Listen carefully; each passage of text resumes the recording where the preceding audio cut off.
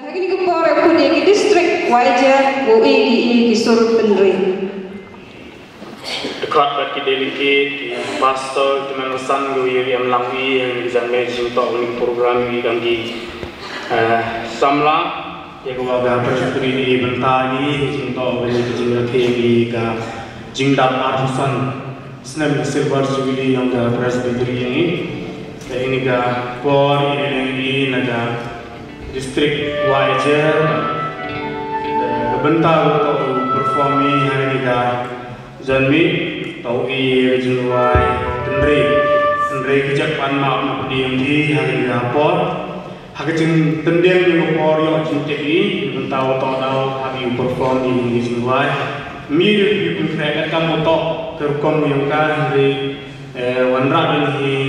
belum mana hadur yang berjumlah Tendri di Junuai boi di hari rapor Deputi yang Sanbor Bonomari baru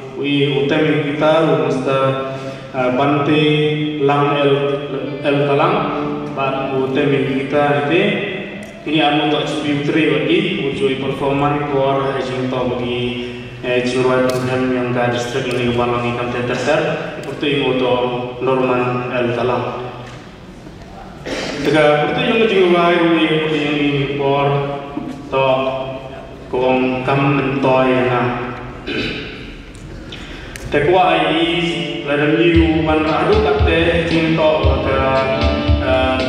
ye kecing ye tendri juga ke culture ini semua tekwa ini tepat di tahun yang pencak skor ini perlahan jadi sebab skor aku tak ni sembok perkat yang gini kecintuai kenting yang kali kelam gak ini langwai yang gini